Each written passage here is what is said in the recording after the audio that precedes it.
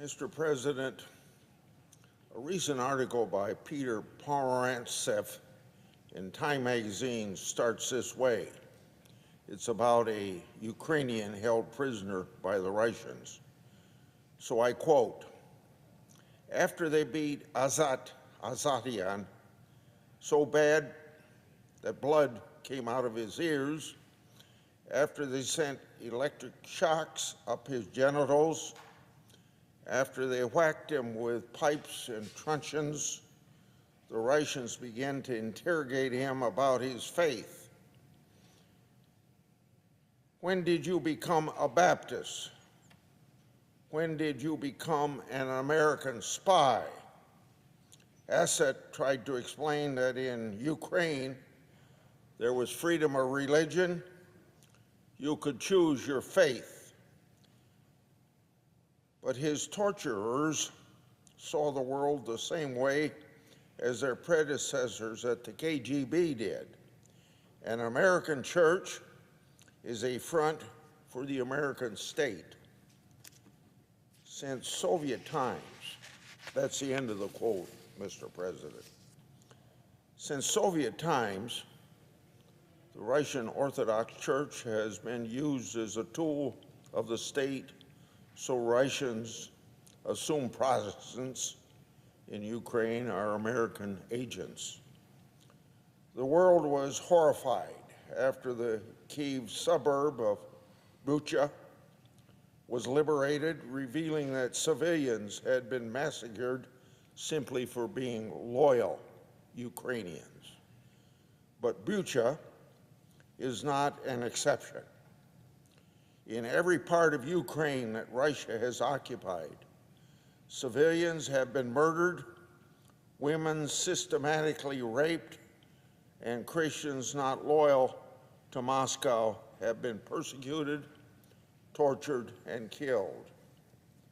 Every day, the Russian military fires rockets, drones, and shells at civilian areas to demoralize the population in hopes of taking more Ukrainian land. And yet, with every Russian missile attack, every Ukrainian town destroyed, and every report of murdered pastors, the Ukrainian people become more determined to prevent any more territory falling under Russian occupation. And you can understand why calls for some American politicians to negotiate with Russia seems so absurd to Ukrainians under daily attack. Ukraine knows that if it allows any more territory to fall under Russian control, it will mean more Ukrainians tortured and killed. Likewise, for most Ukrainians, giving up on their fellow countrymen currently suffering under Russian occupation is an unthinkable. There is also zero indication for Russia that Russia is looking to negotiate. The lack of any new U.S. military assistance from Congress for over a year has actually bolstered Putin's belief that he can outlast the West despite being outnumbered and outmatched in economic and military power. Now, we all know that Russia is in violation of multiple treaties recognizing Ukraine's borders and promising to respect its sovereignty. Start out with the United Nations Charter that guarantees the sovereignty of individual countries. But beyond that, the United States and Russia, plus the United Kingdom, all signed the Budapest Memorandum in 1993, in which Ukraine gave up its nuclear weapons inherited from the Soviet Union in return for a guarantee of sovereignty and territorial integrity. If you believe in the rule of law, that Budapest memorandum ought to mean something. Just like in 2014, if Russia gets away with any territory it took by force, it will send the message that force pays off. Before long, Russia will be back for far more territory. And who is to say that they would stop with Ukraine? Anyone claiming that there is no threat to the rest of Europe is choosing to ignore comments by peoples in Putin's inner circle, threatening NATO allies like Poland and the Baltic countries.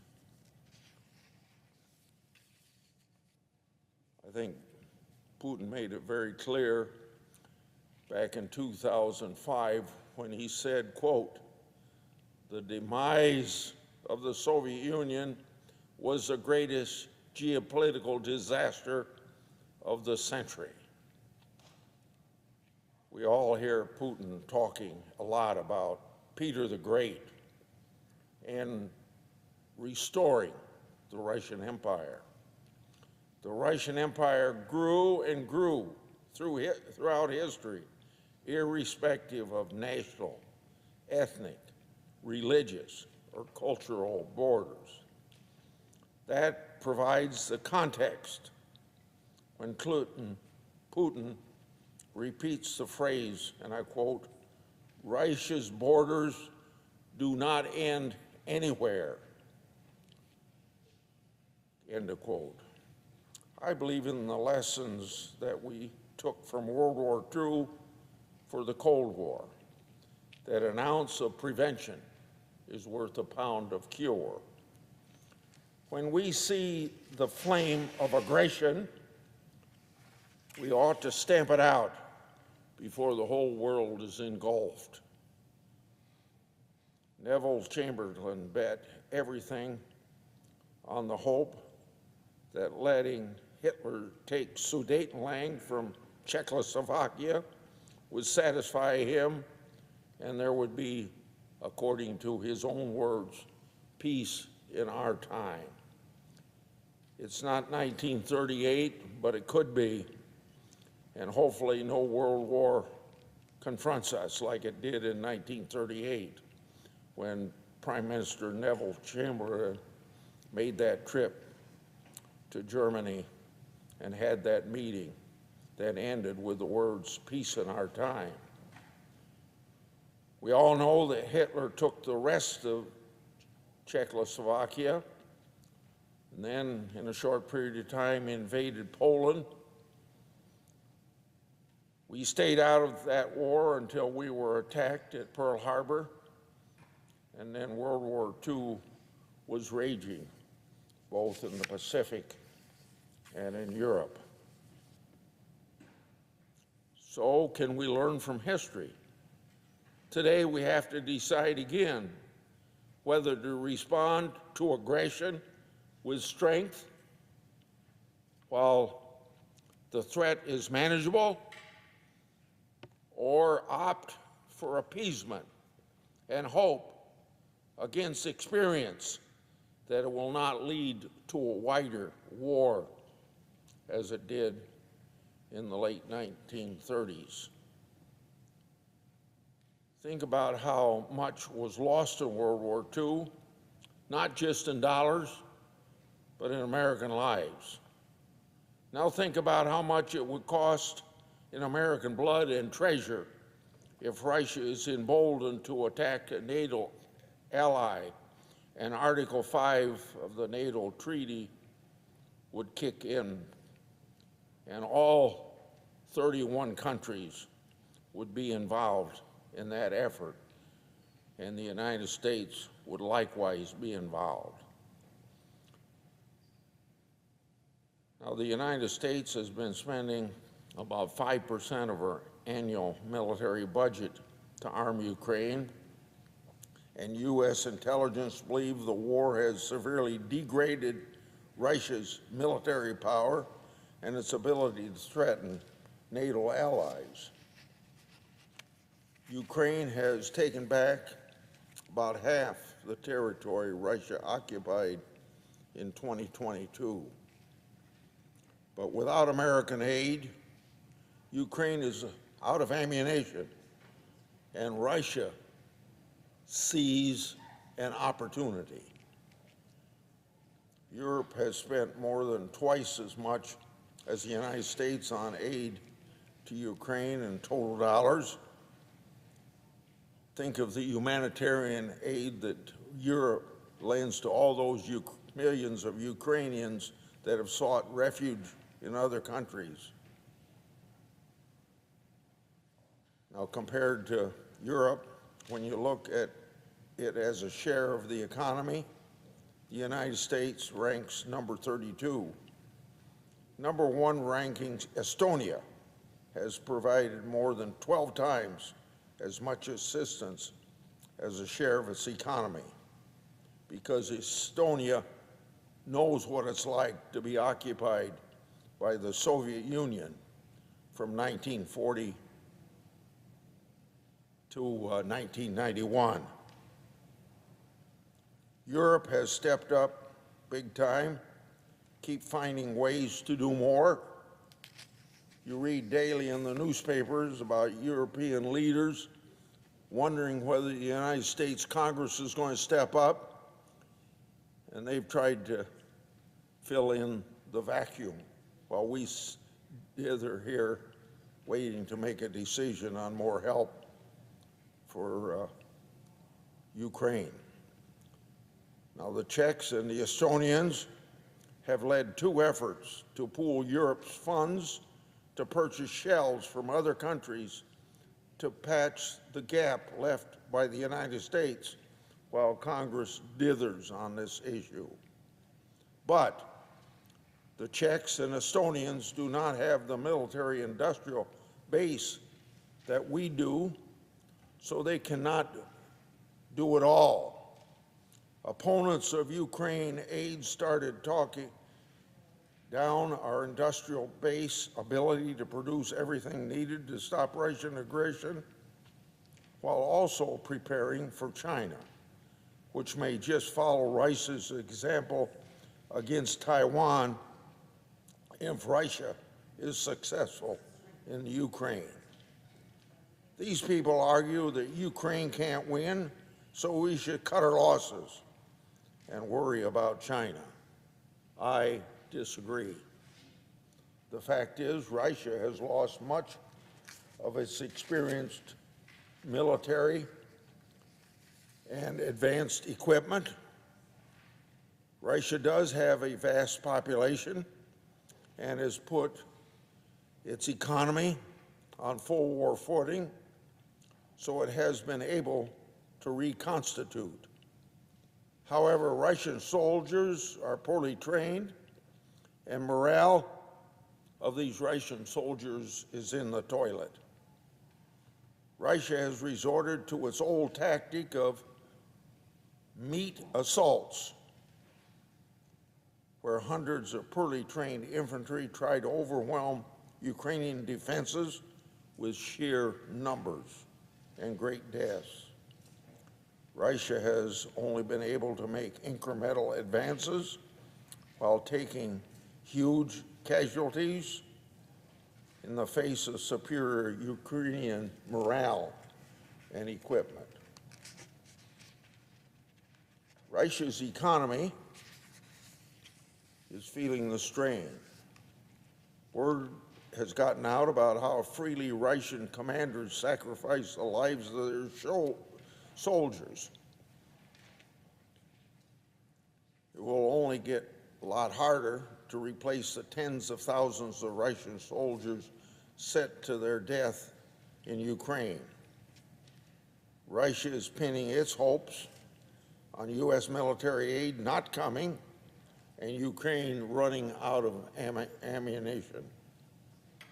I, for one, am happy to help dash Putin's hopes.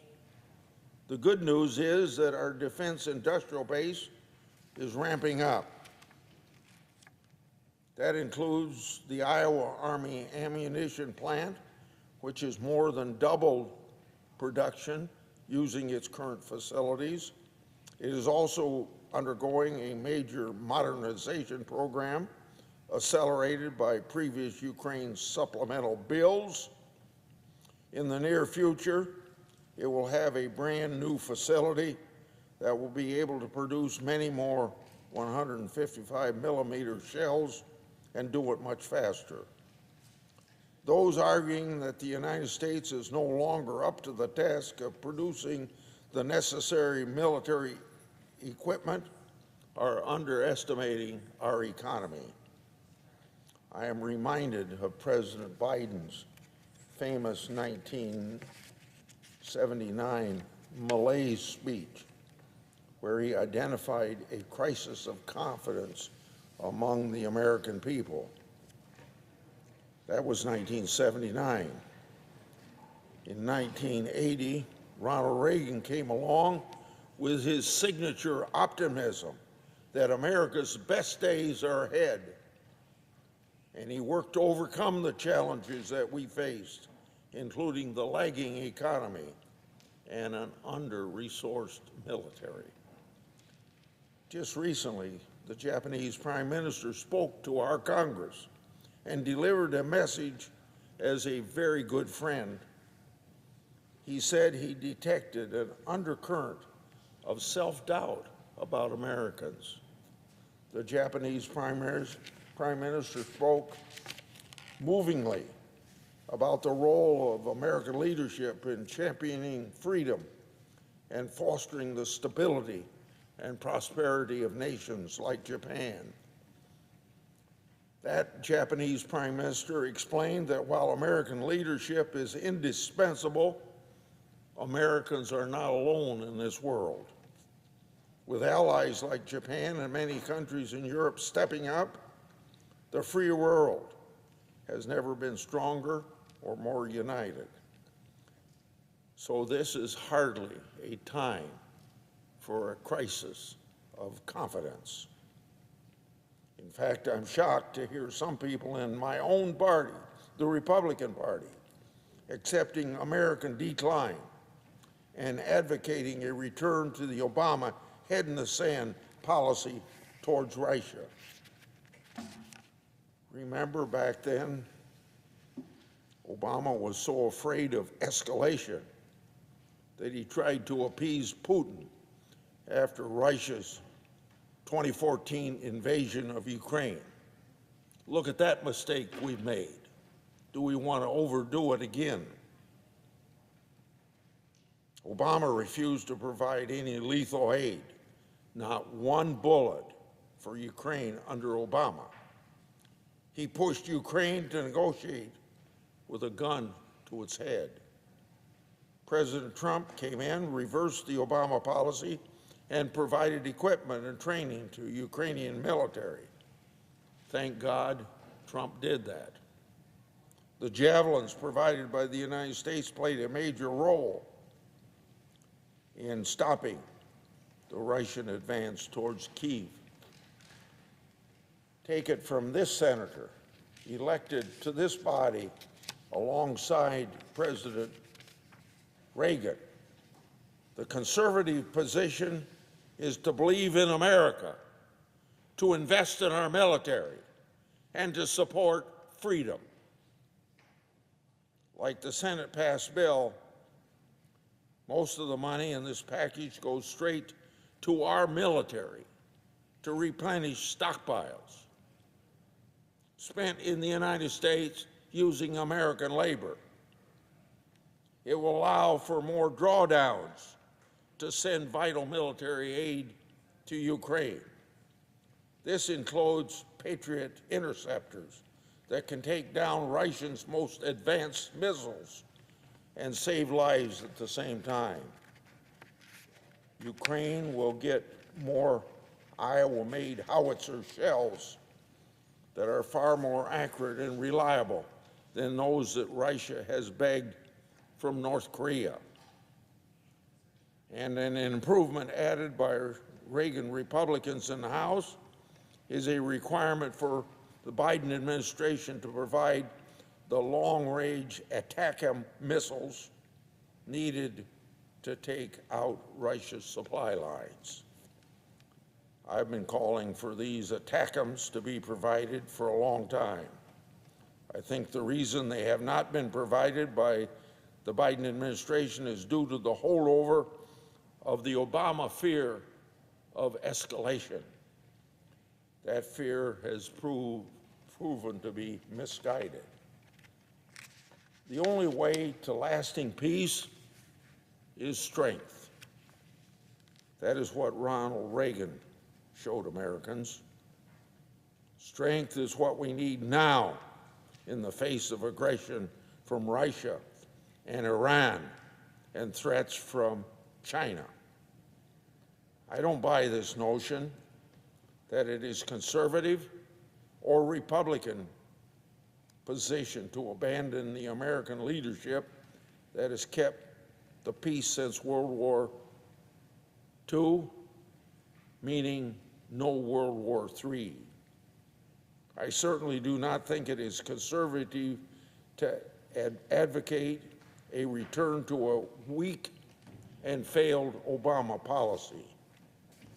I make no apologies for supporting Ukraine, Israel, and Taiwan in the face of threats from the axis of anti-American dictatorship.